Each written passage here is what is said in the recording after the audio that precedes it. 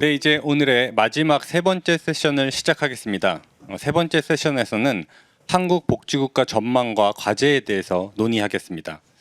이번 세션의 자장은 한겨레 이창곤 선임 기자님께서 맡아주시겠습니다. 그럼 마이크를 이창곤 선임 기자님께 넘기겠습니다. 네, 소개받은 한겨레 이창곤입니다. 앞서 두 번의 세션이 있었고 이번이 이제 마지막 토론 시간입니다. 이제 세션 3로 돼 있지만은 이제 종합 토론의 이 시간이기라고도 할 수 있습니다. 제목은 이제 한국 복지국가의 전망과 과제라는 이름인데 아무래도 이제 앞서 뭐 소득 보장 정책, 사회서비스 정책 좀 구체적으로 윤석열 정부의 복지 정책의 어떤 핵심적인 어떤 정책을 중심으로 살펴봤지만은 이번 시간에는 좀 더 거시적인 어떤 관점에서 윤석열 정부의 복지 정책 방향을 다시금 좀 평가를 해보고 이 결과가 앞으로 어떻게 이제 우리 한국 복지국가의 경로에 어떤 영향을 끼칠 것인가. 더불어서 이제 우리의 지금 현재 시대적 상황에서 우리 복지가 또 어떤 과제를 또 추구해야 될 것인가에 대한 또 제언이라 할까요? 이런 얘기를 좀 나누는 시간이 되지 않을까 싶습니다. 오늘 종합 토론을 위해서 네 분이 기다리고 있는데요. 먼저 한 분 한 분씩 간단하게 소개를 드리겠습니다. 상세한 소개는 생략하고 호명을 하는 것으로 하겠습니다. 최균 한림대 교수님 나오셨습니다. 네, 네 고맙습니다. 그리고 윤홍식 인하대 교수님 역시 참석하셨습니다. 네, 오늘의 주최 기관이죠. 지금 이 행사가 아시다시피 사회복지학회와 한국보건사회연구원 주최인데 보건사회연구원에서 정혜식 박사님 나오셨습니다. 네. 그리고 한 분이 더 계신데 사정이 여의치 않아서 참석을 하지 못했는데요. 서울연구원의 병검선 박사님이 나중에 또 발표 시간에 나타나서 아마 발표를 해주실 걸로 기대합니다. 자, 그러면 시간이 많지 않습니다. 우리 주어진 시간이 뭐 아주 짧습니다. 그래서 이 110분의 시간 속에서 네 분의 발표가 또 있고 그리고 또 종합적인 어떤 마무리 토론도 함께 해야 되는 마당이니 발표 시간에 대한 어떤 시간을 좀 꼭 지켜주시기를 부탁드리면서 부득이 한 7, 8분 정도로 그렇게 요청드리지 않을 수 없습니다. 윤홍식 교수님은 거의 논문을 써 오셨는데 이거 지금 이걸 7, 8분에 어떻게 요약할까 여러분 아마 좀 관심을 두고 지켜보도록 하죠. 제대로 이렇게 정리를 잘 하고 있는지 아닌지 농담입니다. 예. 자, 그러면 우선 순서대로 우리 최경 교수님 7, 8분 내에 말씀을 해주시기 바랍니다.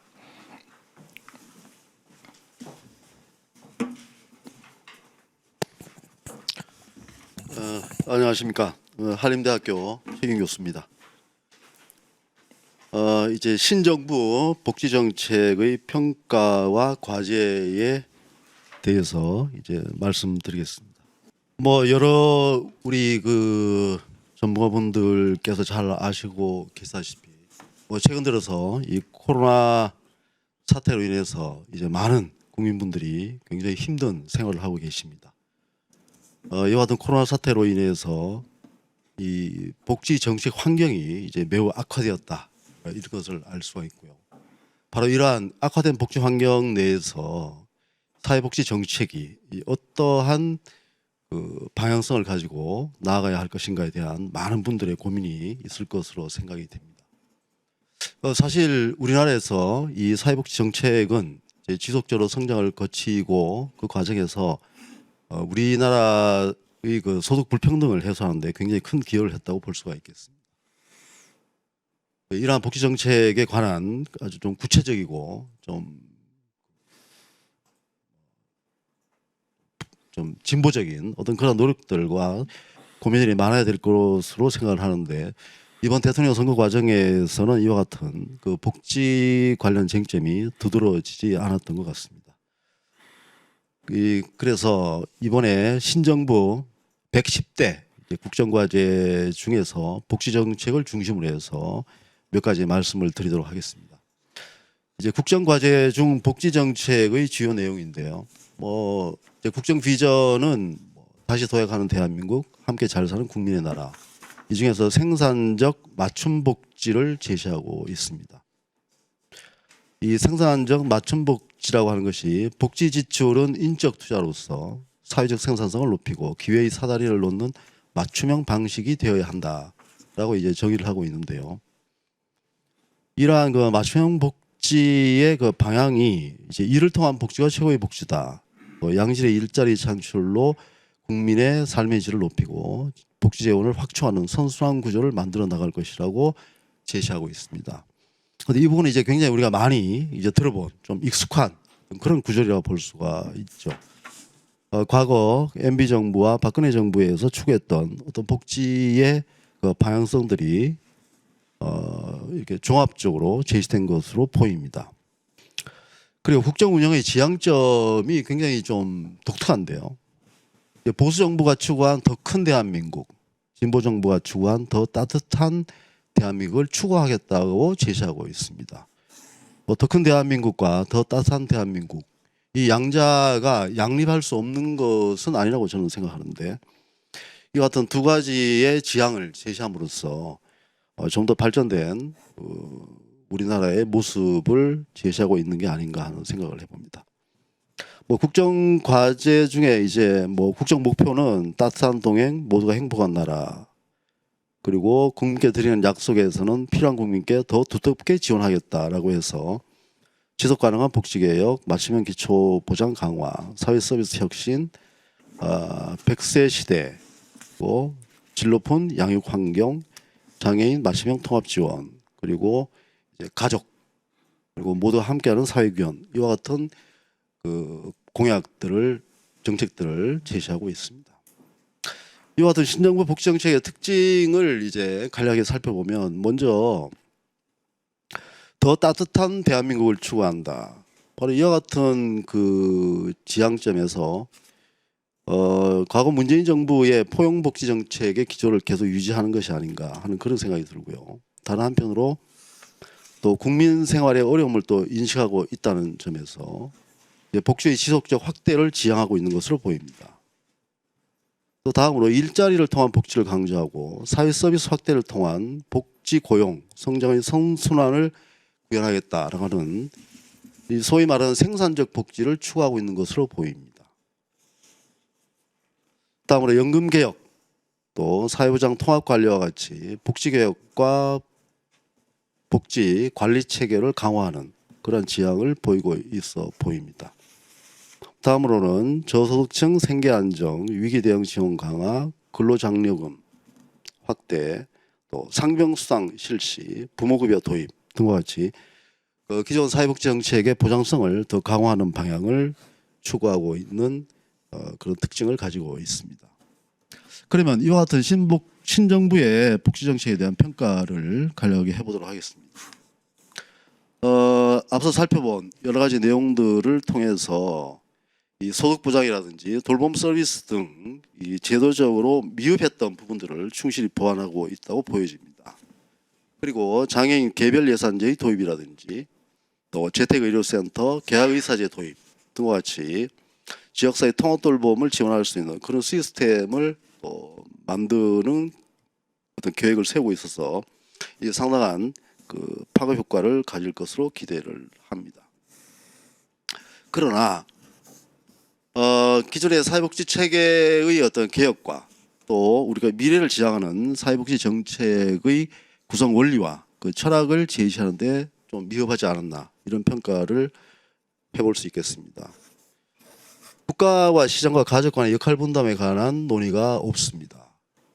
과거 정부와 마찬가지로 그 국가 주도의 복지 확장을 주장하고 있을 뿐이다 하는 것이고요. 두 번째는 사회 서비스의 확대를 제시하면서 또 한편으로 부모급여제의 도입이라든지 상병수당제도의 실시라든지 근로장려세제 확대라든지 이런 소득 보장과 관련된 내용을 이제 동시에 제시하고 있는데요. 과연 우리가 향후 우리나라의 복지 체계가 어떤 방향으로 나아가야 할 것인가에 대해서 우리가 소득 보장과 사회 서비스 간의 어떤 우선순위는 두어야 하지 않는가 하는 생각을 개인적으로 하고 있습니다. 세 번째로 과연 복지의 철학을 이제 권리 속에 부여할 것인가, 아니면 어떤 사회적 어떤 공동체에 기초한 어떤 이 연민의 철학에 기초할 것인가에 대한 구분이 제시되지 못했다는 점을 지적할 수 있겠습니다. 최근 노인 실태조사 결과를 보면은 노후 생활을 누가 책임져야 하는가 했을 때 65세 이상 노인들의 40%가 국가가 책임져야 된다 그랬고 40%는 본인이 책임진다고 얘기를 했습니다. 과연 이 상황에서 복지라고 하는 것을 과연 이제 어떤 관점에서 바라봐야 할 것인가에 대한 고민이 필요하다고 보고요. 마지막으로 복지는 단순한 지원이 아닌데 계속 어떤 복지의 확장이라고 하는 것이 지원의 형태에 머물러 있다는 것.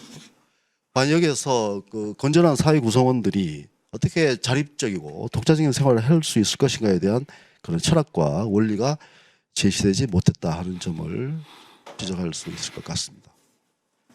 앞으로 이 신정부의 복지 정책이 성공적으로 이제 마무리될 수 있기 위해서 보완해야 될 몇 가지 과제를 제시하면, 첫 번째로 기존의 사회복지 전달 체계의 전면적인 개선이 필요합니다. 특히 공공과 민간 전달 체계의 개편은 대단히 중요하다.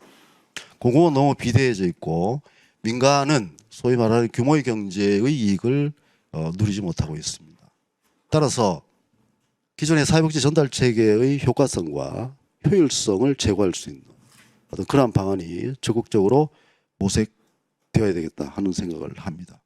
특히 이 사회 서비스의 품질 강화와 관련된 그런 어떤 조치들이 필요하다고 생각이 되고요. 이것을 기존의 사회 서비스원을 통해서 하겠다라고 하는 생각은 저는 좀 더 수정되어야 될 것으로 개인적으로 생각하고 있습니다. 다음으로 우리 스마트 복지와 관련된 이런 논의가 이제 약간 언급이 되긴 합니다만, 사실 스마트 정부 내에서의 스마트 복지가 아니라 그 사회 보장 체계 그 자체를 이제 스마트화시키는 어떤 그런 노력이 필요할 것으로 보여집니다.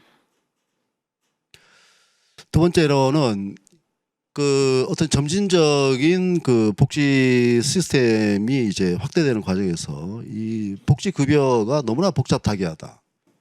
전문가들도 파악하기 힘들 정도로 굉장히 그 혼란스러운 그런 급여 체계를 가지고 있는데, 이 급여 체계를 통합 운영하는 방식을 우리가 적극 고려해 볼 필요가 있다고 생각합니다. 이것은 맞춤형 복지뿐만 아니라 바로 형평적 복지, 그러니까 생애 주기별, 지역별, 또 분야별로 어떤 형평적인 복지가 이루어져야 되는데, 지금 현재 우리가 분야별 복지 체계를 보았을 때 복지 급여의 형평성이 전혀 확보되어 있지 않습니다. 노인 따로, 장애인 따로, 아동 따로 이런 식으로 접근해서 상당히 복지 확장이라는 측면에서는 긍정적으로 평가할 수 있을지 모르지만, 그 복지의 구체적인 그 내용에서는 굉장히 불평등하다 하는 점을 좀 고민하고 이를 개선할 수 있는 방안이 필요하다는 생각이 듭니다. 다음으로는 그 이제 국가 주도의 복지에서 벗어나서 시민 참여형, 그리고 민간과 이 사회적 경제 부문이 어떤 식으로 복지에 참여할 것인가에 대한 이런 고민도 함께 해야 될 것으로 생각이 됩니다. 전반적으로 신정부는 뭐 이 실용주의적 접근을 하고 있다라고 생각이 되고요. 그리고 점진적인 복지 확대를 추구하는 것으로 그렇게 평가할 수 있겠습니다. 그러나 신정부에서는 이 복지 정책의 목표라든지 복지 계획의 방향이라든지 재정의 효율화 등에 관한 이런 방향성을 제시하는데 저는 충실하지 못했다라고 생각을 하고요. 특히 이제 현재 우리나라의 복지 시스템이 이제 확장 후기 단계라고 우리가 평가를 했을 때 사회복지 제도 내용의 충실성과 구조의 정합성을 제고해야 될 시점이라고 생각합니다. 특히 한국형 복지 모형에 대한 논의를 저는 이제 본격적으로 시작해야 된다고 생각합니다. 시간이 더 지나가면 이 한국형 복지 모형을 구축하는 데 실패할 뿐만 아니라 기존의 관성에 따른 그러한 제도 체계의 운영이 결국에는 우리나라 사회복지 체계의 지속 가능성에 큰 그 부정적인 영향을 미칠 것으로 생각을 합니다. 마지막으로 국가의 복지 책임성의 범위라든지 또 개인의 권리와 의무 간의 어떤 균형 있는 이런 복지 체계를 설계할 필요가 있고 이에 대한 좀 더 구체적인 논의가 진행되어야 할 것으로 생각합니다.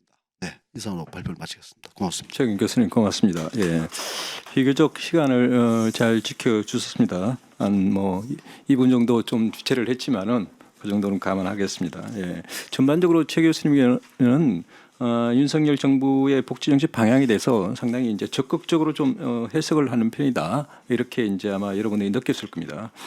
지속과 변화냐 전환 뭐 이런 어떤 키워드로 이렇게 살펴볼 때 상당히 지속적인 확대를 지향한다 이렇게 평가를 하고 있으면서도 여러 가지 철학이라든가 이런 또 효율성 이런 데서 미흡한 부분을 또 지적하셨습니다.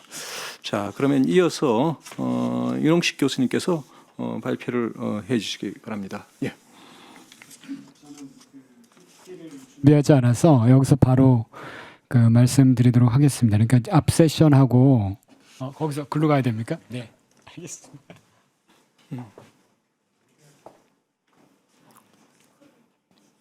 네, 제가 이걸 준비해가지고 다른 걸로 할게요.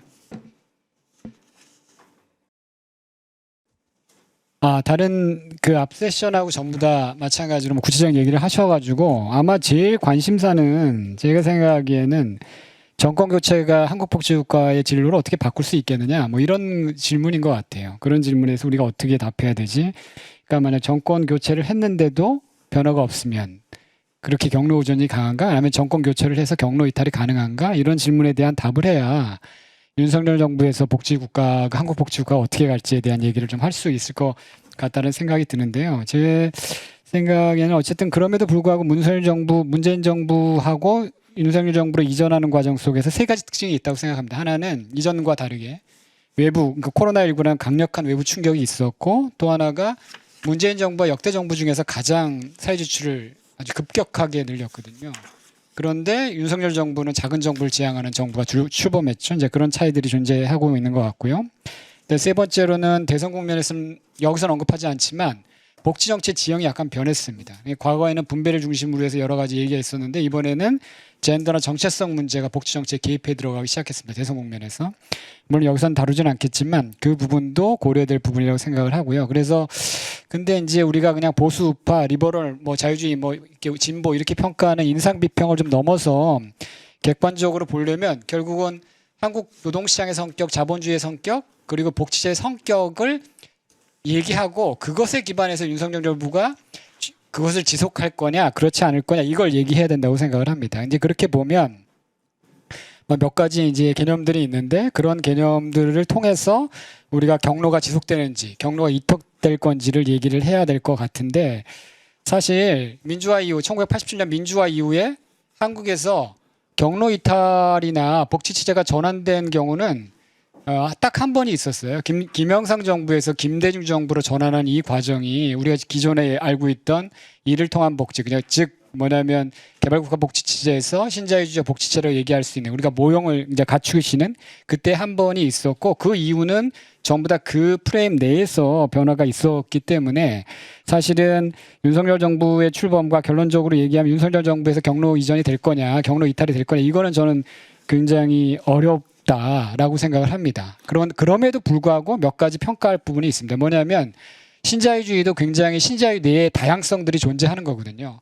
마찬가지로 김대중 정부에서 만들었던 초기 한국복지국가의 모형과 그 길 내에서 여러 번 정권이 바뀌면서 각각의 특성들이 있었습니다. 그러니까 그 부분을 주목할 필요가 있겠다 이렇게 말씀드릴 수가 있는데 어쨌든 한국의 자본주의의 기본적 특수는 복지국가에서 가장 주목하는 것이 산업관계, 숙련체제, 노동시장 이 세 가지 특성입니다. 근데 이거는 역대 정부 그 97년 이후에 다 노동시장은 점점점 유연화되고 왜냐하면 숙련 체제는 우리가 특수숙련, 기업에 기반한 특수숙련보다는 일반 숙련, 대학 교육에 의존한 일반 숙련이 훨씬 더 강화되는 체제로 가고요. 그게 이제 자동화와 맞물리는 거고요. 산업관계는 이제 단체 협상이나 중앙 단위의 임금 교섭이나 노사 간의 교섭을 얘기하는데 이거는 아시는 것처럼 점점 더 분절화돼 가고 있습니다.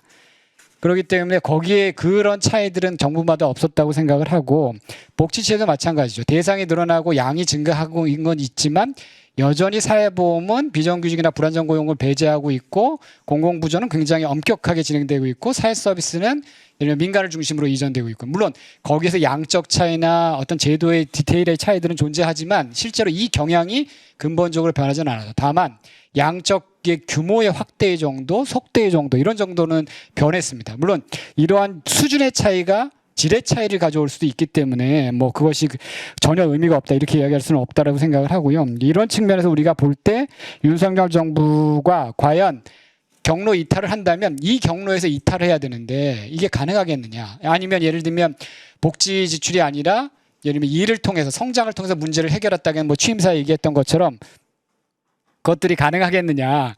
네, 꺼진 거죠 지금. 화면이 다 꺼졌는데. 네. 네, 문제 없습니까? 네네. 네. 지금 괜찮아요? 네. 네, 가능하겠느냐 이렇게 생각해 봤을 때 그렇지 않다라고 생각을 할 수 있고요. 다만 윤석열 정부에서 네, 마이크가 안 되는 것 같아요. 윤석열 정부에서 예, 내용들을 보면 그거는 분명한 것 같아요. 재정 긴축 잠깐만요. 마이크 네. 점검해 주십시오. 지금 바깥에 지금 소리가 나가고 있나요? 네, 잘 나오고 있습니다. 그럼 계속해 주십시오. 예, 잘 나오고 있답니다. 예. 네, 그래서 윤석열 정부에서 복지 정책, 그러니까 자본주의, 한국 자본주의의 말은 아까 산업관계나 노동시장 유연화나 그다음에 숙련 체계는 변하지 않을 겁니다. 오히려 더 자유주의적 성격이 강화될 수는 있어도 그 틀을 기본적으로 이탈하지는 않을 거라고 생각을 하고요. 복지 정책도 마찬가지입니다. 지금 한국 사회보험이 갖고 있는 어떤 배제성, 혁신적 선별성이라든지 아니면 공공부조의 엄격성, 그다음에 뭐 일부 이제 보편적 수당제도가 도입된 것, 그다음에 사회서비스 중심의 민간 중심의 사회서비스 이런 것 변화할 가능성이 없죠. 다만 윤석열 정부에서 여러 가지 공약이나 국정과제를 보면 아래를 두껍게 하겠다 이런 공약들을 하고 있기 때문에 복지를 늘리지만 그 늘리는 주요 대상이 예를 들면 그 선별적으로 자산조세 취약계층에게 집중될 가능성은 있고 그렇게 되면 총량을 최대한 늘리지 않는 범위에서 그렇게 하려면 다른 부분에 대한 변화가 있어야 되는데 아마 그거는 중산층이나 그 이상은 시장에 의존하는 방식이나 민간의 역할을 강화하는 방식으로 배치하지 않을까. 근데 이것도 마찬가지로 이전 정부에서 해왔던 겁니다. 다만 그 강도가 차이가 있을 거다라고 생각을 합니다. 근데 문제는 이게 코로나19라는 특수한 상황 그 다음에 노동시장 유연화가 전면화되면서 우리 사회의 불평등이 굉장히 심각해지는 상황에 이런 경로 의존적 대응들이 과연 적절한 대응을 할 수 있겠느냐 여기에 대해서는 우리가 충분히 고민해 볼 수는 있다라고 생각을 합니다. 그리고 아마도 노무현 정부에서 문재인 정부 아니 노무현 정부에서 이명박 정부로 변할 때의 그 정권 교체가 미친 영향을 보면 사실은 이명박 정부는 노무현 정부의 정책들을 대부분 계승했거든요. 다만 그리고 복지도 확장했습니다. 다만 우리가 주목할 것은 복지의 확장이 급격하게 늘어나지 않는 방식을 취했다는 거. 아마 그래서 이번에 윤석열 정부도 그런 정도를 취할 것이라고 생각을 합니다. 근데 문제는 뭐냐면 이렇게 얘기하고 나면 그럼 정권 교체가 의미가 없느냐 이렇게 얘기할 문제가 있고 그럼 누가 돼도 상관없느냐 복지가 이런 이제 논쟁이 우리가 가능하게 됩니다. 저는 이제 그렇게는 생각하지 않고요.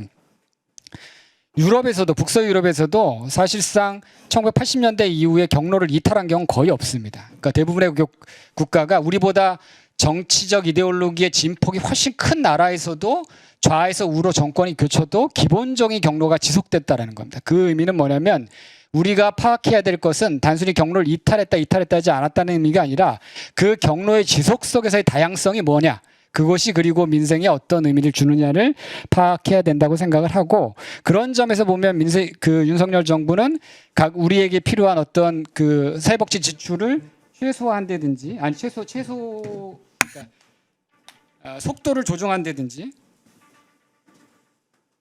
속도를 조정하고 민간 영역의 역할들을 더 강화하는 방식으로 될 텐데 이제 마지막으로 정리를 하면 그래도 지금까지는 예를 들면 문재인 정부가 들었으면은 좀 소득 보장을 급격히 늘리고 보편성을 확대하는 방식으로 그다음 보수 정부가 들어오면 조금 반대 방식으로 그러니까 신자유의 틀에 이루어졌는데 이게 그냥 복지가 여전히 확대되는 과정이었습니다. 근데 그 과정에서 문제가 없었는데 아마 제 생각에는 이게 GDP 대비 한 20%를 전후로 넘어가게 되면 아까 이제 발표하신 것처럼 우리 사회도 어떠한 복지 국가로 가야 되는지 어떤 복지 체제로 지향해야 되는지 선택의 시점이 올 거다.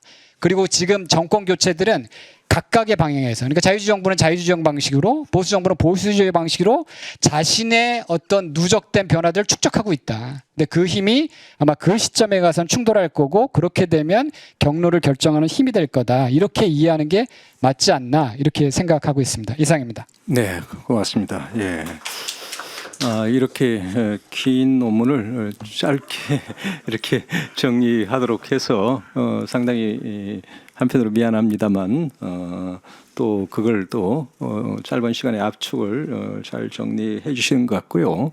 어쨌든 중요한 어쨌든 뭐 화두가 될 수도 있다고 보는데, 어쨌든 윤석열 정부로서의 어떤 정권 교체가 뭐 좀 복지국가의 경로라는 어떤 큰 어떤 거시적인 차원에서 어떤 영향을 끼칠 것인가, 전체적으로는 어떤 지속성, 경로 의존성이 이어질 것이지만은 그 속에서 우리가 구체적인 다양성을 어떻게 볼 것인가, 이런 것에 대한 고민을 좀 던져주고 있다, 이렇게 말씀드릴 수 있겠습니다. 자, 그러면 보건사회연구원의 정혜식 박사님의 발표가 있겠습니다. 네. 예, 안녕하십니까. 소개받은 한국보건사회연구원의 정혜식입니다. 오늘 발표 자료는 이제 한국이 어떤 상황에 있는지, 그리고 이 상황 속에서 우리가 어떤 변화를 지향하고 있을지를 좀 먼저 이야기를 해보도록 하겠습니다. OECD에서 만들어내고 있는 더 나은 삶 지수라는 게 있습니다. 2022년에 최근에 이제 발표됐는데, 한국의 BLI 값이 5.4점, 41개국 중에 이제 32위입니다. 아시겠지만 뭐 가장 이제 뭐 잘하는 나라, 괜찮은 나라가 이제 노르웨이, 아이슬란드, 스위스, 스웨덴, 핀란드 이런 텐데요. 우리는 한 2020년에 5.1점, 그러니까 그때는 이제 40개국이었는데요. 30위에서 오히려 순위가 하락했습니다. 헝가리라든지 라트비아라는 국가들이 이제 우리를 추월했죠. 우리는 사실 BLI 값을 여러 번 정책 방향, 정책 목표로 설정했습니다. 문재인 정부에서 정부혁신 종합추진계획에서 10위권으로 가겠다. 그다음에 이제 기재부의 재정 동향과 정책 방향이란 보고서에는 15위로 가겠다, 이런 이야기를 했는데 오히려 이제 반대의 성과가 나왔습니다. 반대의 성과가 나올 수밖에 없었던 아마 한국의 어떤 정책적인 상황들, 그리고 그 상황 속에서 복지국가가 어떤 역할을 해야 되느냐를 우리가 이제 이걸 가지고 고민을 할 텐데요. 우리 BLI 이 모습을 보면 불가사리 모양입니다. 괜찮은 영역하고 그렇지 않은 영역 간의 발전 정도에서 큰 차이를 보이는 거죠. 우리가 성장 중심의 국가 전략을 취하다 보니까 놓치고 있는 영역들이 이제 대체적으로 우리가 흔히 이야기하는 복지의 영역들이거든요. 공동체, 환경, 건강, 삶의 만족, 뭐 이런 영역들에서 이제 처지고 있는데, 이런 부분들을 어떻게 메꿔 나갈 건가에 대한 이제 고민들이 우리가 이제 복지국가의 모습이라고 생각할 것 같습니다. 이것은 이 그래프는 이제 물질적 조건 차원들, 소득, 고용, 주거라는 부분에 이 물질적 조건 차원하고 나머지 8개 영역 이제 삶의 질 차원으로 구분해 보면, 한국은 물질적 조건 차원이 더 발달해 있는 나라라는 걸 이제 알 수 있죠. 아마 이제 이게 아까 말씀드렸던 것처럼 계속 발전 중심, 성장 중심의 이제 전략을 취했을 때 이런 결과가 나온 것이고요. 아마 우리가 이제 문재인 정부에서 포용복지국가, 뭐 포용국가라는 이야기를 했을 때는 이 한국의 위치를 위쪽으로 끌어올리는, 그러니까 삶의 질 차원을 발전시키는 모습을 전략적으로 고민했던 거죠. 이 위쪽으로 가보면 핀란드라든지 덴마크 뭐 이런 나라들이 있었던 거예요. 그런데 다른 한편으로 물질적 조건 차원을 더 발전시켜가는 성장의 모습도 있겠죠. 그렇게 되면 이제 뭐 룩셈부르크라든지 미국이라든지 조금 이제 뭐 다른 방식이지만 스위스라는 나라들이 이제 이 국가 쪽에 있을 것 같습니다. 자, 우리가 그러면 그동안 어떤 나라였냐? 잘하던 영역, 그 물질적 조건 차원을 발전시키던 것들을 계속 해왔다는 거죠. 지난 몇십 년간. 그런데 이제 부족한 영역을 잘하려면 어떻게 해야 되느냐? 이제 새로운 시대 정신을 사람들에게, 우리 국민들에게 이야기를 하면서 설득해 나가야 되는 거죠. 이 시대 정신을 어떻게 설정하느냐가 이제 되게 중요할 것 같고, 그것으로부터 복지 정책의 방향이 나올 것 같습니다. 그런데 국정과제에서 이런 말을 했습니다. 국민은 이제 무엇이 잘 사는 것인지, 어떻게 함께 잘 살 것인지에 대해 함께 고민하자고 요구. 국민은 자신의 삶이 나아지기를 절박하게 원하고 있음이라고 표현했는데, 저는 이 맥락에 아무튼 두 가지의 의미가 동시에 있는 것 같습니다. 한편으로는 지난 정부에 대한 문제 제기로 해석이 될 것 같고, 아니면 지난 30년 또는 35년에 우리의 삶을 설정해 왔던 것에 대한 문제 제기일 수 있을 것 같아요. 이 맥락을 그 이상 파악하기는 어렵기 때문에 제가 여러분들과 같이 고민하자고 그냥 이 코멘트를 그대로 따왔습니다. 자, 그런데 이제 고민해야 되는 문제는 이 물질적 조건 차원의 발전을 끌어낸다는 건 결국은 불평등 이슈와 연관될 수밖에 없습니다. 그래서 문재인 정부에서 포용복지국가라는 이야기를 하면서 위쪽 화살표를 지향했다면 보수 정부는 아마도 이제 오른쪽 화살표를 취할 텐데, 그럼 대체적으로 이제 불평등 이슈를 해결하기 위한 각종 위원회를 설치하는 거죠. 예컨대 이명박 정부에서의 사회통합위원회, 박근혜 정부에서의 국민대통합위원회, 그리고 이번에 또 국민통합위원회를 설치했거든요. 그래서 그런 맥락들도 한번 고민해 볼 필요가 있겠다 싶습니다. 국정과제에서 나오는 복지정책 방향은 국정과제의 여러 하위 범주 중에 하나로 이제 복지국가의 방향을 제시했고요. 그다음에 필요한 국민에게 더 두껍게 지원한다라는 것을 강조하면서 선별적 성격을 강조하고 있습니다. 사회부장 분야에서 맞춤형 복지를 제시하면서 기초생활 강화라는 표현을 사용하고 있습니다. 또 한편으로는 지속 가능한 복지국가를 이야기하면서 재정 안정성, 재정 지출의 효율성을 정책 방향으로 설정하고 사회 서비스 등에서 사회적 경제 조직, 민간 협업 등을 동원할 계획을 제시하고 있습니다. 또 특징적인 건 이제 건강이나 의료 정책이 안전 및 건강 분야에 포함되어 있었습니다. 기존에 이제 문재인 정부에서는 포용적 복지국가의 하의 범위로 이게 제시돼 있었습니다. 그래서 뭐 대체적으로 봤을 때는 시장의 발전, 그다음에 물질적 조건 차원의 발전을 지향하면서 그때 이제 놓치게 되는, 그러니까 불가피하게 발생하는 취약계층에 대한 어떤 선별적인 맞춤형 복지를 이야기하고 있지 않은가라는 생각이 들고요. 그래서 이제 복지 정책 방향의 이제 주요 특징을 보면 현금급여에서 이제 선별적 복지국가를 명확하게 해서 급여의 보편성, 포괄성을 개선하기보다는 선별적인 복지제도를 강화하는 방향으로 나갈 가능성을 보이고 있습니다. 그리고 재정 지출에서 효율성을 추구하고 제도 간의 합리적 역할 부분을 강조하고 있습니다. 지속 가능성을 강조하면서 상대적으로 복지 지출을 보수적으로 관리할 가능성이 높다. 그리고 이제 사회보장위원회를 통해서 사회보장 사업의 사전 협의 내실화, 사업 평가 강화 등 체계적 관리를 추진하겠다라는 문구가 보이고요. 또 사회보장 행정 데이터, 통계 체계 구축 등 객관적 분석에 기반한 사회보장 정책의 수립 및 평가를 이야기하고 있습니다. 아마도 이런 두 가지 맥락은 주로 제도 간의 합리적인 역할 배분을 강조하는 것이라고 보여집니다. 그리고 세 번째가 이제 서비스 중심 복지국가를 지향하겠다. 복지 정책 중심이 현금 복지에서 서비스 중심으로 이동할 필요를 강조를 하고 있는데요. 다만 이제 이 혼란스러운 부분은 증가 예정인 이 사회보험의 현금급여 외에도 생계급여 기준 상향, 기초연금 상향, 부모급여 도입 등에 따라서 현금급여의 지출 증가폭은 커질 것입니다. 그렇지만 이제 또 거꾸로 사회서비스 분야는 제공기관의 다변화, 규모와 민간협업 활성화를 통해서 이 지출 증가폭을 줄어들 가능성이 있어서 아마 이제 지출 수준이라든지 공적 지출 수준이 아니라 제도적인 재설계를 지향하면서 이제 서비스 중심 복지국가를 강조하지 않을까 이런 생각이 듭니다. 복지 정책의 과제에 대해서 좀 말씀드리겠습니다. 결국은 복지 정책은 삶의 질 제고가 필요하다. 객관적인 삶의 조건에서 격차들을 줄여나가기 위한 노력을 계속해야 될 것 같습니다. 지역, 연령, 성, 장애 유무별로 존재하는 격차들을 확인하고 축소하기 위한 노력을 계속해야 될 것이고요. 주관적 안녕의 증진을 위한 다각도의 노력이 필요할 것 같습니다. 두 번째 이제 사회 통합의 증진이 필요한데 아마 체계의 통합을 위한 기회의 격차, 그러니까 여러 가지 기회, 뭐 자유 이게 어떻게 해석이 될지는 모르겠지만 기회의 격차를 축소하기 위한 여러 가지 노력들이 이루어져야 될 것 같고요. 동등한 기회라든지 사회적 포용을 제고하기 위한. 또 한편으로 이제 뭐 보수 정부의 특징인 사회적 통합을 강조하는 국민통합위원회가 역할을 할 것 같습니다. 그래서 우리가 이제 사회 통합을 생각했을 때 격차 축소와 사회적 자본의 강화인데 이 사회적 자본의 강화가 약간 다른 맥락으로 설정될 가능성이 있어 보인다라고 생각이 듭니다. 복지 정책의 이제 또 다른 과제들은 시장 소득 분배 악화에 적극적으로 대응할 필요가 있고 계속해서 이제 나빠지고 있는 이제 시장 소득의 악화에 대응하기 위한 복지 정책 강화는 계속 필요할 것 같다. 그리고 소득 보장과 사회 보장 제도 간의 정합성 확보가 필요한 상황입니다.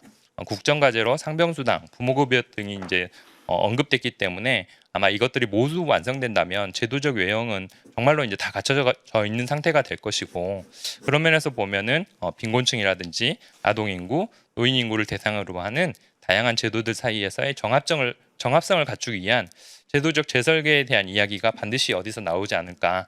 그 기구가 아까 말씀드렸던 뭐 사회보장위원회가 될 수도 있고요. 아니면 전체적인 복지국가의 재설계 논의가 필요할 것 같습니다. 마지막으로 한번 말씀드리고 싶은 거는 이 기후변화에 대응하는 녹색복지국가의 비전 제시가 좀 필요한 것 같다. 역대 정부에서는 이 기후 변화에 대한 대응을 환경부의 정책 영역으로 주로 이제 국정 과제로 제시했는데 이 기후 변화가 초래할 사회적 위험에 선제적으로 대응하는 복지 정책의 구상을 이제는 언급할 필요가 있는 시기가 됐다라고 생각을 합니다. 예, 뭐 나머지 하나의 슬라이드는 이제 역대 정부의 국정 과제에서 주요 용어의 등장 빈도를 좀 제시를 하고 있습니다. 그래서 뭐 이건 참고하시면 될 것 같습니다. 마치겠습니다. 네, 정 박사님 고맙습니다. 우리 변 박사님 준비가 되셨는지 모르겠는데 변 박사님 준비할 시간 동안 잠깐 정혜식 박사님께서도 역시 복지정책 방향의 주요 특징으로 선별적 복지국가, 그다음에 제도 간의 적극적인 역할 배분을 강조할 것이고 서비스 중심의 복지국가를 지향할 것이다, 이렇게 전망을 하고요. 부록에서 아주 역대 정부의 어쨌든 복지 슬로건이랄까요, 이런 것도 잘 정리를 해주셨는데 이것도 좀 눈여겨 보시면 좀 흥미로울 것 같습니다. 김대중 정부 때 생산적 복지, 노무현 정부 때 참여 복지, 이명박 정부는 빠졌네요.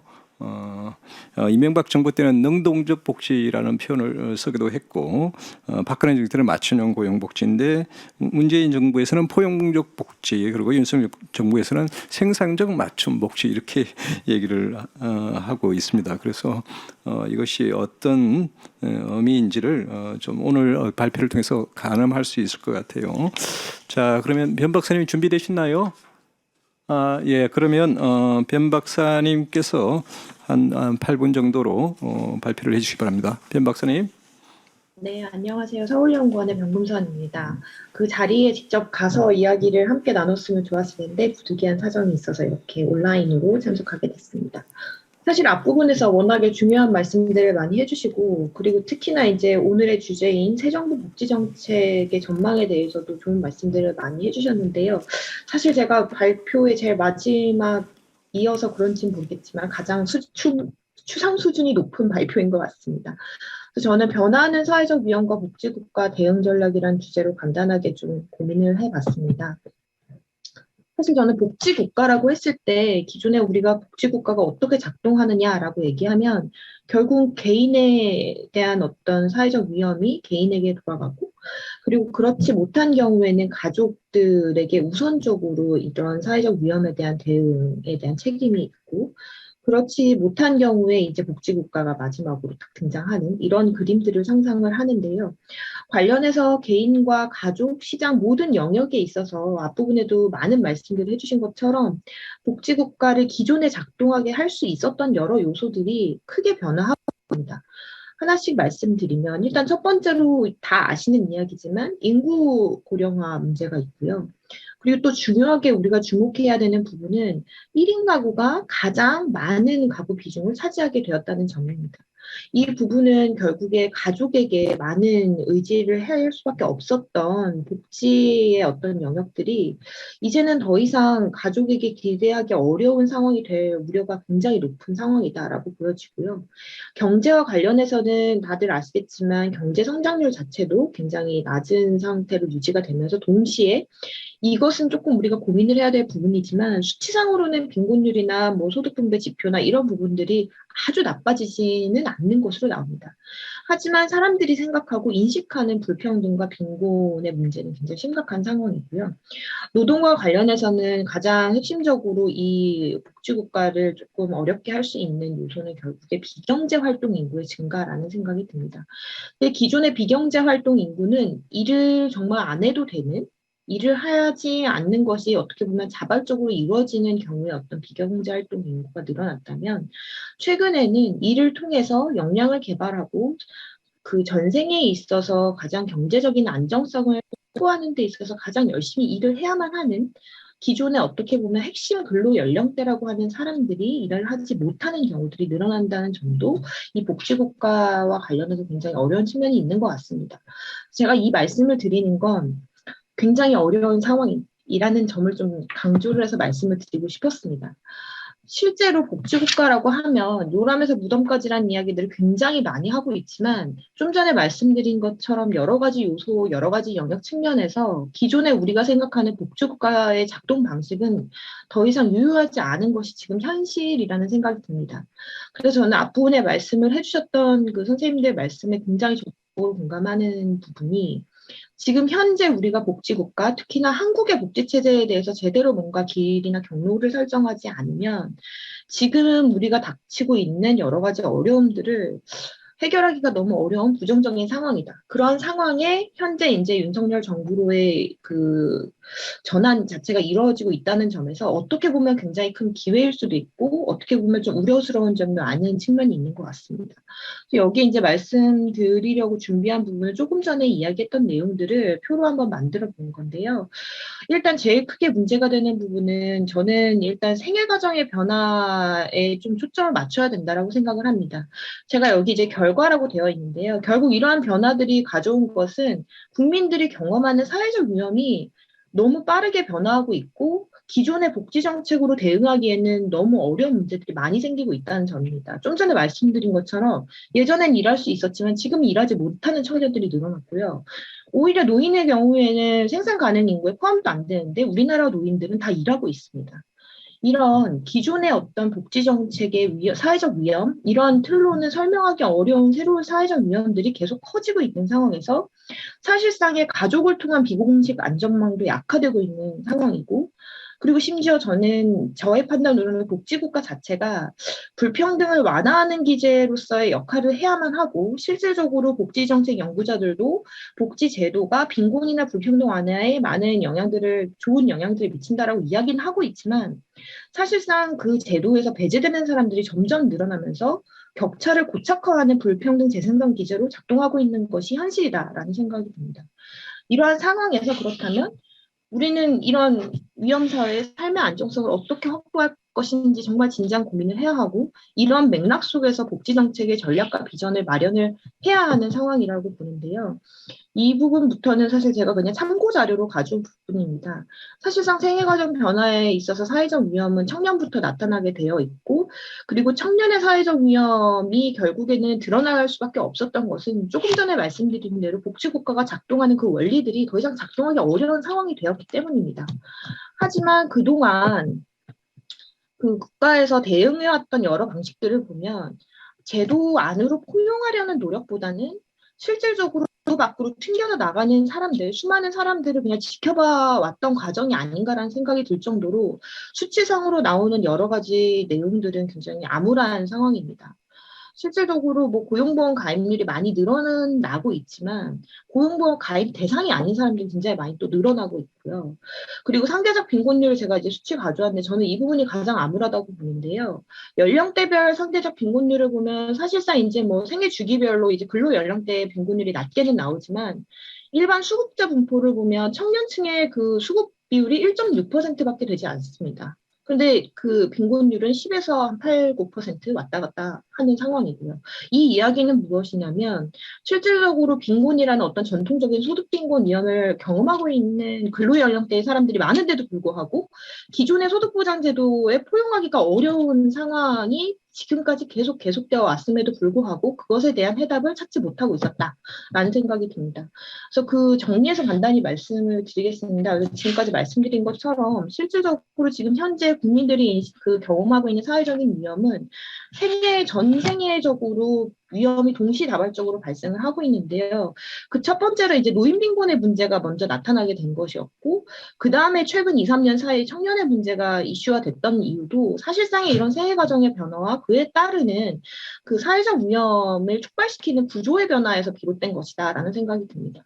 하지만 그럼에도 불구하고 지금 현재 특히 이제 현 정부의 대응은 이 청년에 대한 어떤 일시적인 어떤 예산을 증액하거나 은둔 청년 같은 특정 욕구가 있는 청년들을 일부 지원하는 정도, 그리고 이제 1억 만들기 자산 형성 통장과 같은 방식으로 어떻게 보면 굉장히 대중적이고 어떻게 보면 뭔가 이렇게 사람들에게 인기를 끌 수 있을 정도의 일시적인 제도적 접근에 좀 초점이 맞춰져 있는 상황입니다.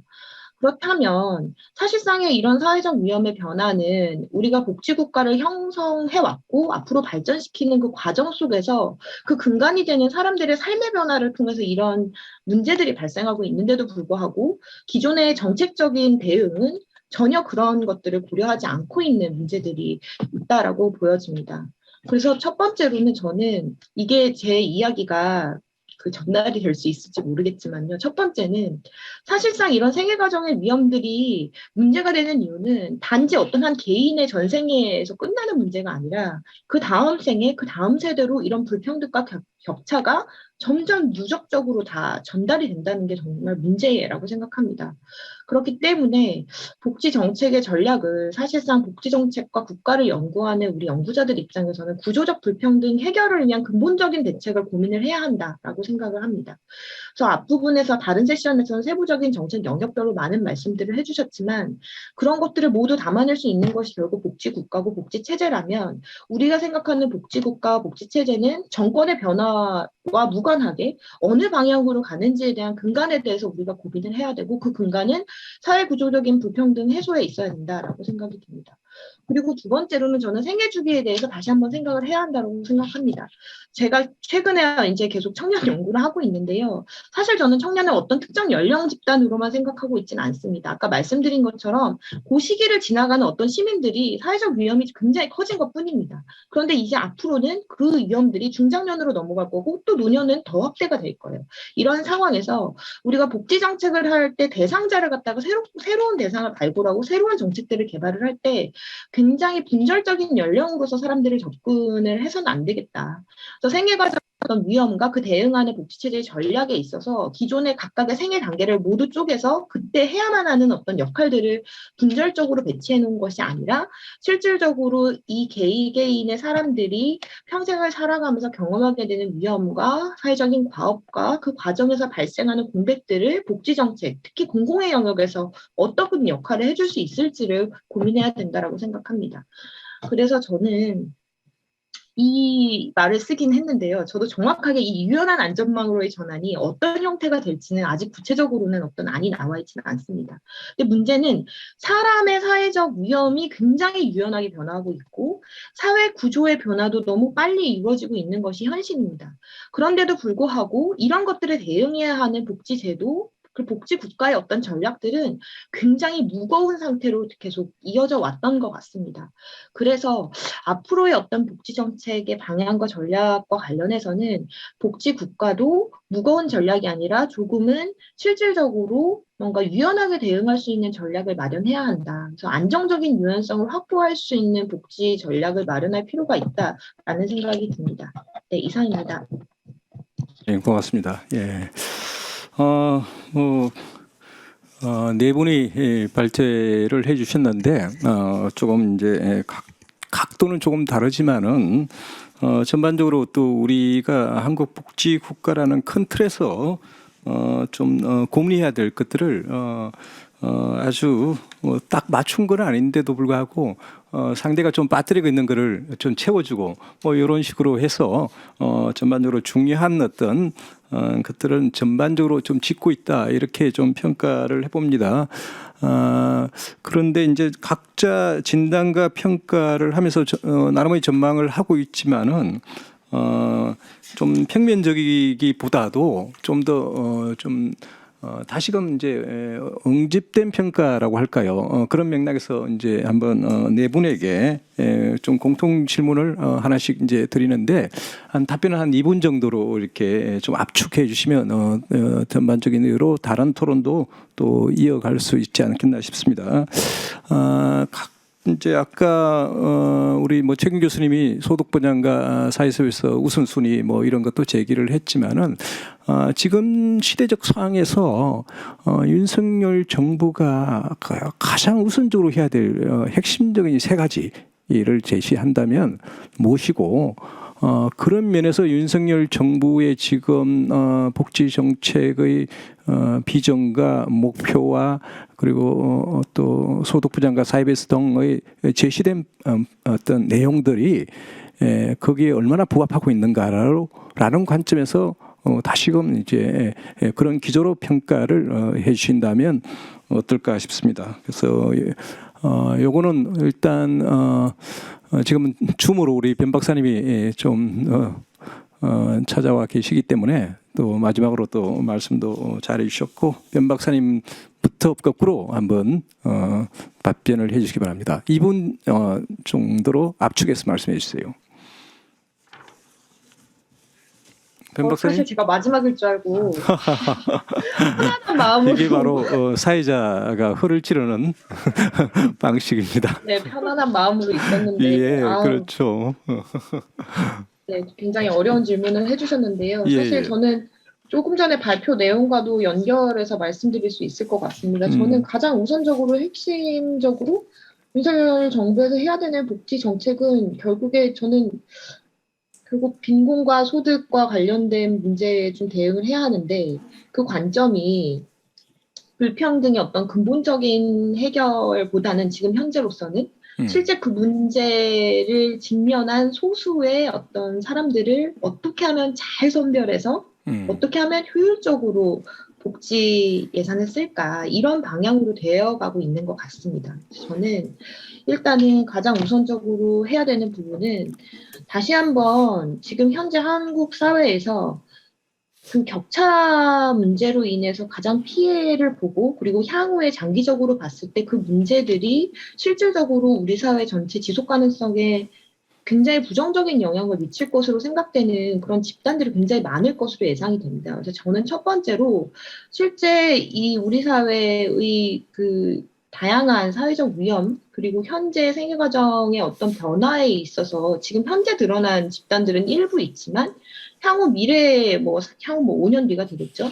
그 정도 시기를 고려했을 때 선제적으로 우리가 그 격차 문제에 대응해야 되는 집단이 누구인지부터 파악을 하는 게 최우선이 되어야 된다라고 생각을 합니다. 근데 지금까지는 너무 사후적으로 대응을 너무 많이 해왔기 때문에 계속 위기 각오를 발굴하고 사각지대 문제를 해결하기 위한 많은 노력들을 했음에도 불구하고 계속 뉴스에서는 우리가 생각하지 못했던 여러 참 안타까운 일들이 계속해서 반복적으로 발생하고 네, 있거든요. 변 박사님이 시간이 많지 않아서 나머지도 빨리 키워드로 죄송합니다. 제시를 해주시면 네, 첫 좋겠네요. 번째는 선제적으로 대상자들을 확인할 수 있는 조치를 취해야 된다. 단지 이것을 제도의 어떤 선별화로 가져가서는 안 된다. 이게 첫 번째고요. 그리고 두 번째는 저는 청년 문제 이야기를 안 할 수가 없는데요. 지금 현재는 청년 정책이 굉장히 분절적으로 이루어지고 있습니다. 복지 정책이 전체적인 맥락이 아니라요. 그러다 보니 굉장히 세대 갈등의 문제로 비화되고 있는 부분들도 있는 것 같습니다. 그래서 어떻게 하면 그 청년이나 아니면 향후에는 아마 또 중장년도 문제 대상으로 또 떠오를 텐데요. 이런 새로운 대상들을 복지 정책에 어떻게 포용할 것인지에 대한 고민도 함께 해야 된다. 저는 여기까지만 말씀드리겠습니다. 네, 좋습니다. 예. 그러면 이어서 정혜식 박사님. 예. 핵심적인 세 가지는 세 가지 중에 첫 번째는 이제 고령화와 인구 구조 변화라고 생각합니다. 우리가 이제 고령화된 상황을 생각해 봤을 때는 결국은 생산 인구의 감소 부분에 대해서 적극적으로 대응해야 되고 그런 면에서 보면 이제 여성의 경제 활동 참가를 증가시킨다거나 아니면 고령자들의 노동 시장에서의 찬종 가능성, 그다음에 성공 가능성 생산성의 증가 이런 부분을 추구해야 돼서 이런 재훈련, 여성의 노동시장 참가를 가능하기 위한 각종의 지원책들을 우리가 고민해야 되는 상황이 분명히 됐다. 계속해서 고민했어야 되고 또 고민해야 되는 시기가 됐다라고 생각이 들고 이게 첫 번째고요.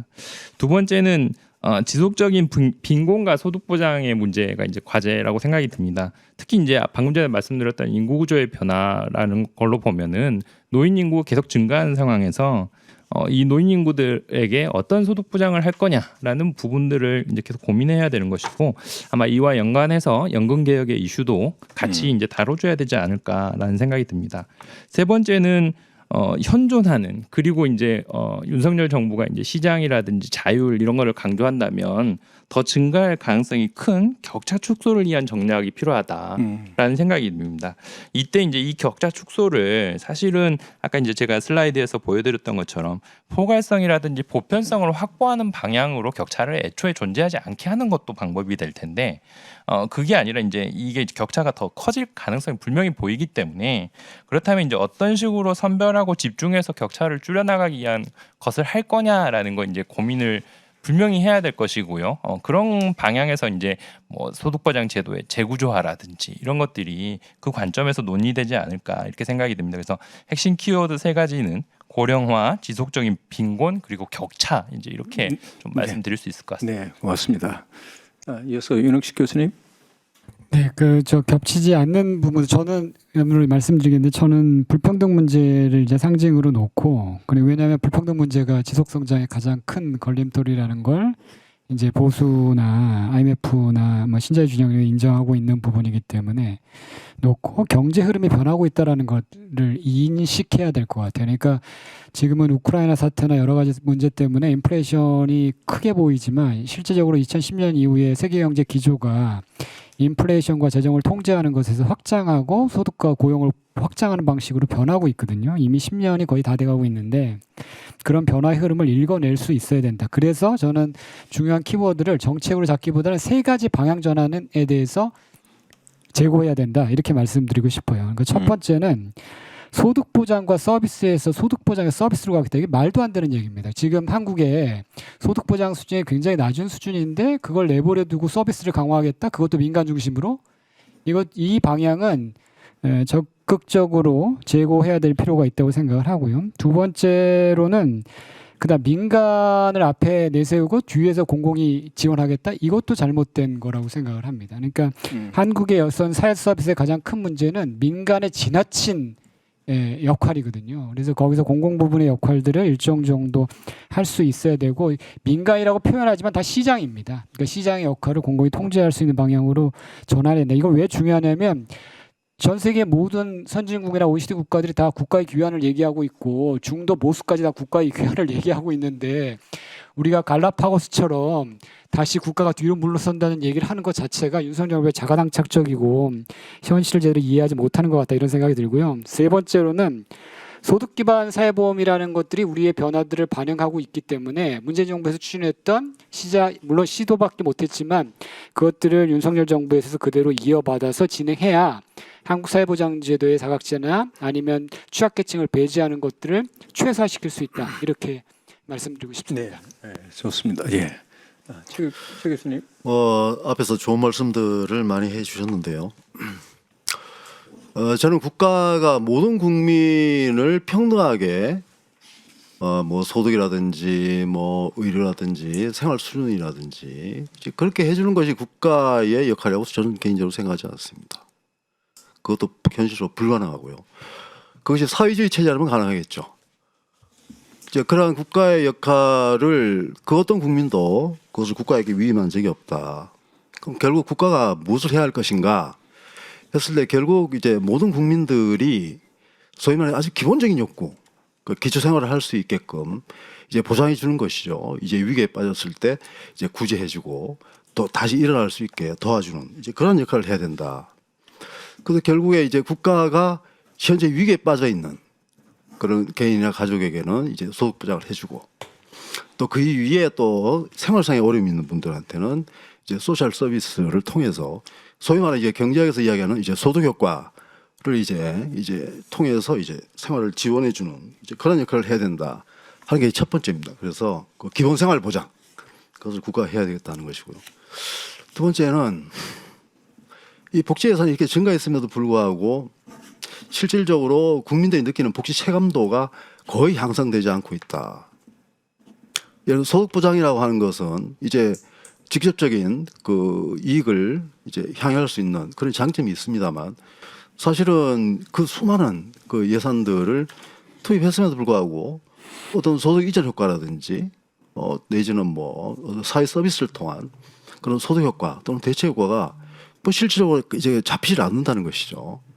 결국 이것은 이제 그 복지 분야뿐만 아니라 그 여타 분야에서의 그 불평등의 문제를 복지가 메꿔주는 어떤 그런 역할밖에 수행하지 못했기 때문이라고 볼 수가 있습니다. 그래서 복지 제도만으로 이제 뭐 전체 국민의 그 삶을 보장할 수 없다고 저는 생각하기 때문에 사실은 이제 복지 자체만 생각하면은 이제 복지의 어떤 효율성이라든지 효과성을 제고할 수 있는 전달 체계의 개편이 필요하고 어떤 제도 간의 어떤 그 정합성을 이제 통해서 제가 아까 말씀드렸다시피 제도 내에서의 불평등이 굉장히 심각하다. 이제 그런 것들을 우리가 좀 수정할 필요가 있겠다는 생각이 들고요. 마지막으로 이제 뭐 많은 분들이 지적을 합니다만은 우리가 이제 국가 재정의 어떤 건전성과 관련해서 이제 복지 재원의 어떤 그 배분의 우선순위를 지금 정하지 아무도 이것을 정하자라고 얘기를 하는 분들이 안 계신 것 같아요. 그래서 노인 빈곤 문제에 투자할 것이냐, 예를 들어 그럼 이제 아동, 예를 또는 뭐 장애인 또는 기타 의료, 뭐 건강보험도 지금 굉장히 이제 큰 문제인데요, 사실은. 그래서 뭐 의료 보장과 관련된 거, 고용 보장과 관련된 거, 소득 보장과 관련된 것, 그 중에서 노인이냐, 뭐 이제 이런 분야들에 대해서 전혀 우선순위를 정하지 않고 그냥 단순히 복지 확대만을 주장하고 있는 이제 이러한 상황에서 우리가 그 복지 재정 투입의 어떤 우선순위랄까, 내지는 재정을 어떻게 하면 우리가 안정적으로 운영할 수 있을까에 관한 그런 논의들이 마지막으로 이제 필요하지 않겠나 이렇게 생각합니다. 네, 네, 좋습니다. 네 분의 답이 조금씩 이렇게 온도 차가 있고 또 각도가 다르고 평가하고 있는 지점이 조금 틀리지만은 전반적으로 어쨌든 우리 시대의 복지 국가가 어떤 점에 좀 중점을 두릴 건가, 그 우선순위에 대한 평가 속에서 상당히 이제 어느 정도 가늠해 볼 수 있지 않겠나 싶습니다. 흔히 이제 복지는 뭐 정치다, 또 복지 국가는 사회적 위험을 보장해 주는 그런 어떤 국가 체제로서 복지 정치의 지형 속에서 복지 국가가 일정 정도 또 진퇴하기도 하고 이러는 과정들이 상당히 이제 역동적으로 전개되는 가운데 있을 수밖에 없는데, 그러면 한국 복지국가의 전망과 과제를 얘기할 때 복지 정치의 지형과 관련된 논의를 좀 받들일 수 없지 않겠나라는 겁니다. 윤석열 정부는 이제 재정 건전성, 재정 준칙 뭐 이런 것을 이제 강조하고 있는 마당이고, 복지 국가라는 시선이라고 한다면 소득 보장과 사회 서비스 정책에 대한 어떤 디테일한 이해도 그리고 방향에 대한 어떤 전망도 필요하지만은 전반적으로 이제 이런 것을 어떤 방향으로 누가 어떻게 하고 이 과정에서 어떤 피터 포인트, 뭐 거부적 행위자랄까 이런 것이 존재할 것으로 또 예상이 되고 이랬을 때 윤석열 정부라는 어떤 새로운 어떤 상황 변화 이 속에서 우리 복지 정치 지원과 관련해서 상당히 좀 쉽지 않은 어떤 진단이지만은 그래도 함께 숙고하자는 의미에서 윤석열 정부에서 복지부와 기재부 등 관료 정치 내에 어떤 복지 정치 지형도 있고 또 바깥에 어떤 연금 계획을 비롯한 여러 어떤 계획을 둘러싸고 복지 정치 지형이 펼쳐질 수 있는데, 이 부분에 대해서는 어떻게 또 보시는지 한번 얘기를 들어볼까 합니다. 이것은 우리 최경 교수님한테 먼저 질문을 드리겠습니다. 뭐 잘 아시다시피 우리나라의 이제 노인 인구가 급증하고 있고, 특히 이제 노인들의 소득 보장이 그 준비가 미흡한 상태에서 이 노인들의 어떤 그런 복지 욕구가 아마 굉장히 이제 더 크게 분출할 것으로 그렇게 예상을 합니다.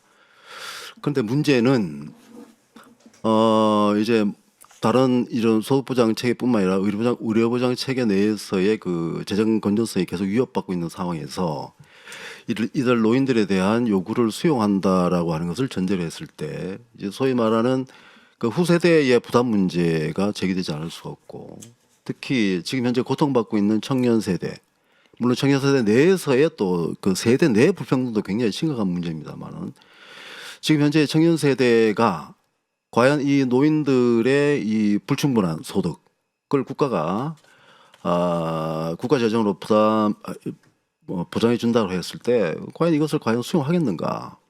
다시 말해서 이제 기존 복지 체계를 전제로 한 복지의 확대는 이제 앞으로 이런 세대 간의 갈등을 가져올 수밖에 없다 하는 것입니다.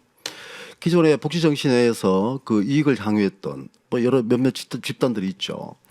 근데 그 집단들이 이제 이 변형된 어떤 복지 지역 내에서 이런 특히 세대 간의 갈등 내지는 후세대의 저항이라고 하는 어떤 그러한 문제에 직면했을 때 과연 기존의 복지 레짐을 지속적으로 추구해 나가기는 전 대단히 어렵다고 생각합니다. 그렇기 때문에 지금 현재 지금 현행 우리나라 복지 체계를 어떤 특정한 어떤 복지 모델에 맞추는 것이 아니라 이제 전문가들과 이제 국민들이 서로 아주 좀 진지한 논의를 통해서 우리 모형을 전 만들어야 된다고 생각하고, 특히 국가 중심적이고 국가 주도적인 복지의 확대는 필연적으로 이제 추가적인 재원의 부담을 수반할 수밖에 없기 때문에 저는 많은 특히 이제 그런 어떤 후세대의 어떤 그런 불만과 저항을 가져올 것이다라고 생각을 합니다. 이것은 과거 뭐 복지 정치에서 노조라든지 뭐 어떤 그런 어떤 특별한 어떤 정치 세력이라든지 어떤 사회 세력의 문제가 아니라 이제 세대 간의 갈등 문제를 우리가 좀 진지하게 생각해야 되지 않는가 이렇게 생각합니다. 네. 윤 교수님. 진짜 어려운 질문을 주셔가지고 답변드리기가 굉장히 어려운데, 하여튼 제가 생각하는 거는, 근데 질문을 좀 재고해 볼 필요는 있을 것 같아요. 그러니까 복지 정치라고 얘기하면 일반적으로 서구적 관점이 굉장히 강하게 들어간 거거든요. 그러니까 조직된 대표성이 있고 그들 간의 합의와 타협, 그다음에 그들 간의 경합, 뭐 이런 것들을 전제로 우리가 다 얘기를 하고 있는데, 한국은 과연 조직된 대표성을 가진 그런 어떤 소위 말하는 조합주의를 구성할 수 있는 요인들이 존재하느냐, 이렇게 보면 굉장히 거기에 답변하기 굉장히 어렵거든요. 어려운데, 그러니까 어떤 문제가 생기냐면 선거 국면이 가장 중요한 국면이 됩니다. 근데 선거 국면이 가장 중요한 국면이 되는데, 선거 국면에서 그러면 정치적으로 그 힘들이 드러나느냐? 그럼 분배 이슈가 그렇지도 않아요. 이번 선거에도 보시다시피 도덕 정치에 대한 성격이 굉장히 강해집니다. 그렇게 되면 일반적으로 분배 이슈는 다 묻히게 되거든요. 그러면 누가 핵심적 역할을 하느냐? 실제로 기재부를 중심으로 한 관료들이 핵심적 역할을 하게 되고, 사실상 한국 복지 정치에서 가장 핵심적 역할을 하는 집단은 기재부라는 거죠. 기획재정부가 가장 핵심적 역할을 하게 됩니다. 그래서 그런 측면에서 보면 서구의 복지 정치를 이해하는 것들을 한국에 그대로 얘기하기가 굉장히 어렵다, 이런 측면이 있습니다. 다만 주목할 것은 좀 변화가 있긴 한데, 선거 국면에서입니다. 이것도 선거 국면에서 한국의 복지 정치에서 예전에 분배나 뭐 노동자나 뭐 그 자산가나 이런 식으로 전개되다가 지난 선거하고 이번 선거, 그 다음에 이번 지방선거도 마찬가지죠. 그러니까 젠더 간의 어떤 격차와 차이가 심각하게 더 벌어졌습니다. 지방선거 더 벌어졌고요. 그러니까 20, 30대 남성 여성을 중심으로 더 벌어졌는데, 이게 재밌는 게, 이렇게 벌어지게 되면 사실은 여성과 관련돼서는 사회 서비스에 대한 적극적 지원과 연결됩니다. 서구에서는. 그리고 소득 보장은 주로 남성 부분과 연결되거든요. 근데 한국은 이상하게 윤석열 정부에서 그렇게 연결이 안 돼요. 그러니까 오히려 소득 보장 안 하고 사회 서비스 더 하겠다는 거거든요. 그러니까 우리가 지금 벌어지고 있는 정치 지형에 대한 문제하고 정책에 가는 거하고의 연결성도 굉장히 희미한 상황이다. 그러니까 이런 상황의 복지 정치를 어떻게 설명해야 될지 과제가 된 것 같습니다. 네. 정 박사님. 예, 복지는 정치다라고 이제 말씀해 주셨는데요. 제가 그래서 아까 이제 시대 정신이라는 표현을 한번 썼습니다. 결국은 뭐냐면, 우리가 이제 어떤 삶을 살아야 되느냐, 어떤 삶을 살기 위해서 어떤 수단을 동원해야 되느냐라는 것. 어떤 삶을 살 거냐, 결국은 이제 삶의 질을 향상시키는 삶을 살아야 되는 거고, 삶의 질 향상을 위해서 이제 복지국가가 동원돼야 되는 건데, 그 수단의 방향은 사실은 조금씩 다 다를 것 같습니다. 그래서 뭐 아까 이제 책임 교수님 말씀하신 국가냐 시장이냐, 제가 이야기했던 보편이냐 선별이냐, 결과의 평등이냐 기회의 평등이냐, 기회 보장이냐, 이제 이런 관점들이 충돌할 거라는 거죠. 이 관점들이 사실은 막 흩어져서 어떤 진영이 되지는 못했는데, 아마 이제 윤석열 정부가 등장하면서 이제 관전자로서 이제 제가 봤을 때는 새로운 형태의 어떤 담론들이 등장할 것 같다. 마치 이제 문재인 정부 초기에 우리가 이제 포용국가, 포용복지 뭐 이런 이제 담론들을 이야기하면서 그때 이제 시대 정신을 제시했다는 거죠. 그렇다면 이제 윤석열 정부도 또 다른 형태의 어떤 복지국가를 위한 비전으로서 시대 정신을 또 이제 만들어서 설득할 겁니다. 그러니까 복지는 정치다라는 게 결국은 그 일반 국민들이 보여주고 있는 정치적 지향을 다 받는 게 아니고, 결국 우리가 어떻게 살아야 되는지를 이야기하는 것이거든요.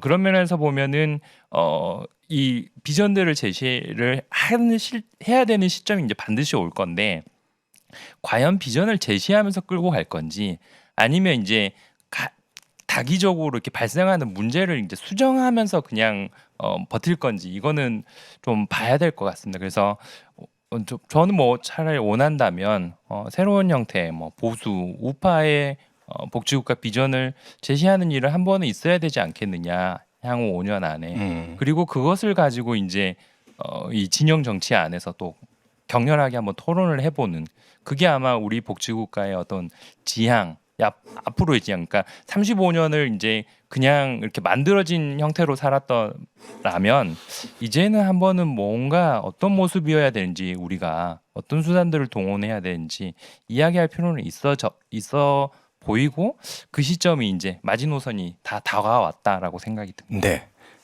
벤 박사님. 정말 어려운 질문을 계속 주셔갖고요. 제가 정말 답하기 어려운 질문을 주셔서 너무 고민이 많이 됩니다. 근데 사실 저는 복지정치라는 질문을 주셨을 때 저도 약간 윤홍식 교수님이랑 좀 비슷한 생각을 하였는데요. 과연 우리 한국 사회 복지정치란 게 있는 상황인가라는 생각을 했습니다. 그런데 이제 그럼에도 불구하고 조금 전에 이제 정혜식 박사님 말씀해 주신 것처럼 복지정치란 게 과연 그냥 정말 정치냐 그게 아니라 정말 우리 사회 사람들이 어떻게 살아가야 될지에 대한 방향성에 대한 논의를 치열하게 하는 과정에서 나타나는 현상이냐라고 했을 때 그런 관점에서 보면 지금 현재 우리가 직면하고 있는 복지 정치의 그 맥락들이 도저히 해석이 안 되는 그 현상들이 너무 많다라는 생각이 들고요. 그런 측면에서 저는 더욱 복지국가라는 것이 위기 상황에 놓일 수도 있겠다라는 생각을 합니다.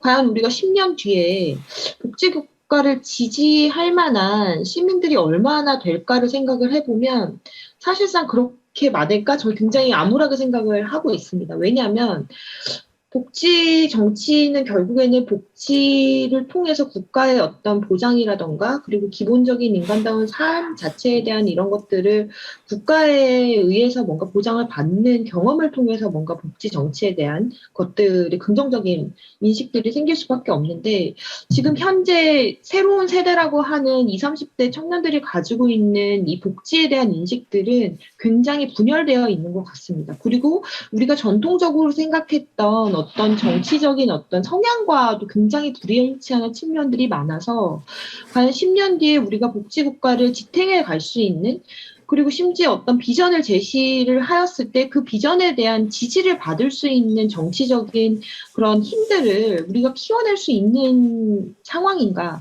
굉장히 암울한 상황이라는 생각이 들고요.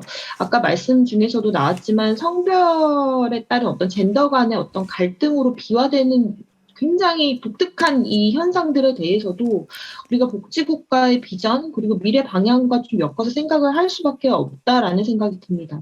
소득보장 사회서비스 뭐 이런 이야기 하시면서 계속 인구고령화 얘기도 맞물려서 얘기가 나올 수밖에 없는데 사실상 지금 현재 아무도 아이를 낳으려 하질 않고 아이를 낳으면 그것만으로도 굉장히 커다란 사회적 위험에 노출이 되는 상황에 그 누구도 그것에 대해서 이것은 국가에서 해야만 하는 어떤 보장해야만 하는 사회적 위험이다라고 말은 하고 있지만 실제 현실에서는 그런 것들이 하나하나 이루어지지 않는 상황에서 사실상 20, 30대의 어떤 결혼에 대한 생각, 출산에 대한 생각, 우리 사회의 어떤 연대에 관한 어떤 이상하리만큼 분열된 그런 인식들이 다 나타난다라고 보는 거거든요. 그래서 저는 복지 정치를 복지 국가의 어떤 보장성 확대를 통해서 정말 근간부터 다시 한번 우리가 다져 나가야 되는 게 지금 현재 상황이다라는 생각이 듭니다. 고맙습니다. 예. 자, 이제 마무리할 시간이 다가왔습니다. 예정된 시간이 거의 다 됐고요. 마지막으로 뭐 하실 말씀이 더 많이 있겠지만 사실은 논의할 내용도 사실은 많이 있죠. 여기 정혜식 박사님이 또 적시를 했지만은 기후변화에 대한 녹색 국가 비전 제시라든가 또 새로운 사회적 위험으로서 등장하는 여러 가지 비정상 노동 앞서 얘기했던 불안정한 노동의 확대 이런 부분에 대한 어떤 대처 이런 것을 또 어떻게 해야 될 건가 등등 정책 내용에부터 또 복지 정치에 이르기까지 많은 논의가 더 필요합니다만은 더 못다한 얘기는 또 추후 어떤 시간에서 아마 그런 논의들이 이어질 것 같고요. 마지막으로 1분씩 못다한 마무리 말씀을 해주시는 걸로 종합 토론을 정리할까 합니다. 그러면 최근 교수님부터 말씀을 해주십시오. 네, 이제 굉장히 중요한 시점이라고 생각합니다. 이제 우리나라의 복지 체계를 어떤 방향으로 끌고 갈 것인가에 대한 좀 진지한 고민과 이제 논의를 통해서 이제는 우리나라만의 어떤 고유한 어떤 복지 철학과 복지 제도 체계를 갖추어 나가는 그런 노력을 적극적으로 해야 될 시점이다. 이렇게 생각을 합니다. 네, 교수님. 네, 저는 한국 복지국가 이미 그 경로에 들어섰고 그 경로를 바꾸기 굉장히 어렵다. 그러니까 우리가 알고 있는 그대로의 모습이 현재 한국 복지국가의 모습이다 이렇게 생각을 합니다. 그 내에서 윤석열 정부가 보여줄 수 있는 자신의 방향들을 분명히 보여주는 게 좋겠다. 그래야 이제 우리가 논의도 할 수 있을 것 같습니다. 그러니까 지금 근데 국정과제나 이런 걸 보면 굉장히 모호하고 방향이 어디로 갈지 잘 잡히지 않기 때문에 그런 부분을 좀 구체화하면서 사회적 논의를 전개했으면 좋겠다라는 말씀을 드리고 마지막으로 복지국가 논의를 하려면 우리 사회의 핵심 균열이 분배를 통해서 이루어져야 돼요. 분배를 중심으로 균열이 만들어져야 되는데 한국 사회는 그런 사회가 아닙니다. 그래서 저는 중기적으로는 굉장히 어려운 과정이 되겠다. 복지국가를 만들어가는 과정이. 그리고 논의도 이런 생각을 하고 있습니다. 네. 정 박사님. 예, 저는 다시 한번 말씀드리지만 우리 복지국가의 비전과 목표는 삶의 질 향상이다. 그렇지만 삶의 질 향상을 어떤 방향으로 끌어낼 건지 물론 가장 이상적인 건 다 잘하는 것이지만 그렇게는 쉽지 않을 것이고 그렇다면 끌어내는 과정에서 불가피하게 발생할 수 있는 부작용적인 요소들, 격차의 확대될 격차, 시장소득의 악화 이런 부분들에 대해서 복지국가적인 동원들 어떤 수단들을 동원할 건지에 대해서 보다 좀 적극적인 비전을 좀 제시해줬으면 좋겠다라는 것을 말씀드리고 마치겠습니다. 네. 변 박사님은 빠졌습니까? 예. 그러면 이것으로 마무리해야 될 것입니다. 어떻게 잘 들으신지 모르겠습니다. 예. 마지막으로 공통적으로 좀 말씀하신 지점이 있는 것 같아요. 전반적으로 이번이 마무리 세션이니까 1세션, 2세션에서도 나온 얘기고 마지막 세션에서도 발제들이 강조했던 바는 어쨌든 전반적인 전망, 평가 이런 게 가정법에 좀 기대해서 많은 얘기들 할 수밖에 없는 상황을 빨리 좀 정리를 하고 정혜식 박사님도 말씀을 했지만은 어쨌든 전반적인 어떤 복지 비전에 대한 구체적인 어떤 상들이 좀 제시가 되고 또 다른 발제자분들도 말씀드렸지만은 좀 더 세부적인 어떤 플랜들이 좀 더 나와서 그것이 빨리 제시돼서 좀 공론화할 때 우리 윤석열 정부가 보수 정부로서 복지 국가 발전과 또 복지 정치 이 정책의 발전을 통해서 시민들이 더 나은 삶의 질을 향상할 그런 것을 놓고 시민들과 그리고 여러 어떤 사회 정치적인 어떤 행위자들과 함께 논의하는 그런 어떤 시간이 마련될 수 있지 않겠나 싶습니다. 그런 어떤 것이 조속히 나왔으면 하는 것을 강조드리면서 오늘 토론회를 마무리하도록 하겠습니다. 여러분 고맙습니다. 이것으로 한국사회복지국가와 한국보건사회연구원이 주최한 토론을 마치도록 하겠습니다. 발제자 여러분 또 경청해 주신 여러분 모두 감사합니다. 마치겠습니다. 고맙습니다.